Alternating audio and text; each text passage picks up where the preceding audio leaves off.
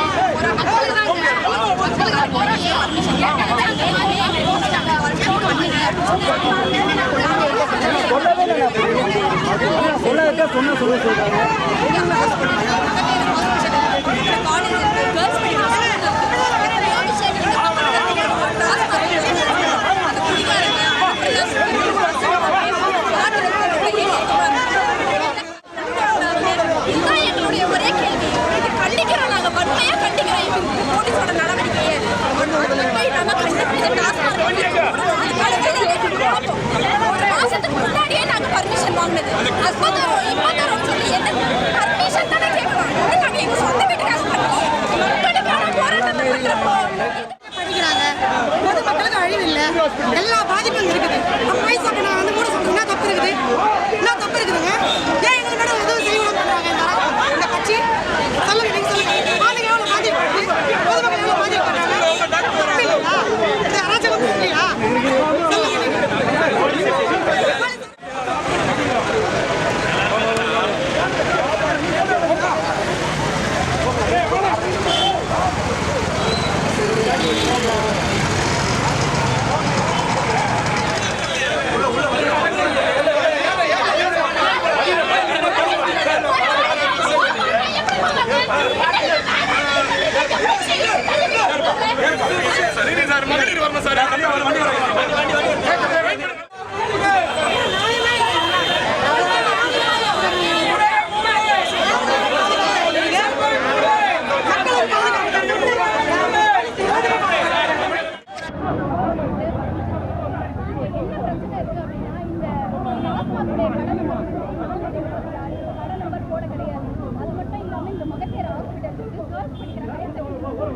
பக்கத்துல காலேஜ் இருக்கு, இந்த மாதிரி ரேஷன் கடை இருக்கு, இங்க நிறைய இடங்கள் இருக்கும்போது இவங்க நடுவுல கொண்டு வந்து டாஸ்மார்க் வைக்கிறாங்க.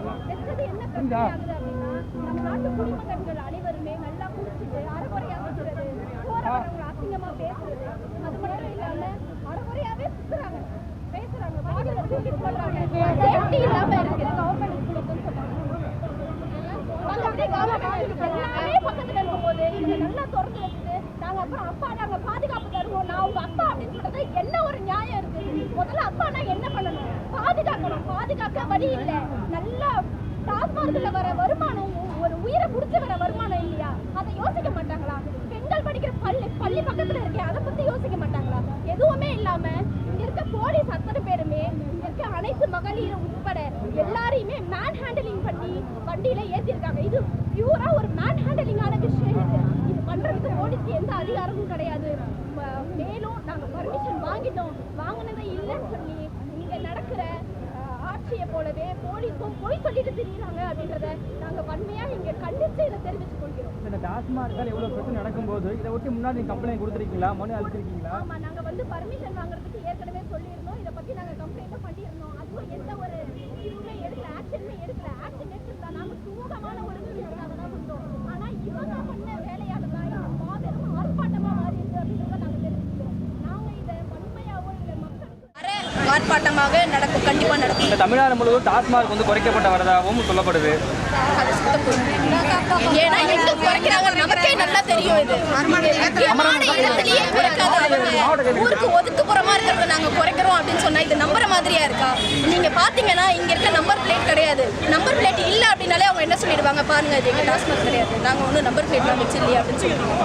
இவ்வளவுதான், இதை சொல்லிட்டு நாங்க மூடிட்டோம்னு சொல்லிடுவாங்க. ஆனா அந்த நம்பர் பிளேட் இல்லாம அது ஓடிக்கிட்டே தான் இருக்கு.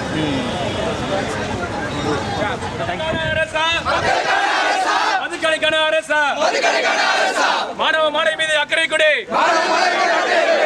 நூலகம் எதிர்க்கு, ஒயின் ஷாப் எதற்கு, நூலகம் எதிரே, ஒயின் ஷாப் எதற்கு, ரேஷன் கடை அருகே, ஒயின் ஷாப் எதற்கு, பள்ளி அருகே, ஒயின் ஷாப் எதற்கு, மருத்துவமனை அருகே, ஒயின் ஷாப் எதற்கு, அப்பா அப்பா ஒயின் ஷாப்பை மூடுங்கப்பா, அப்பா அப்பா ஒயின் ஷாப்பை மூடுங்கப்பா.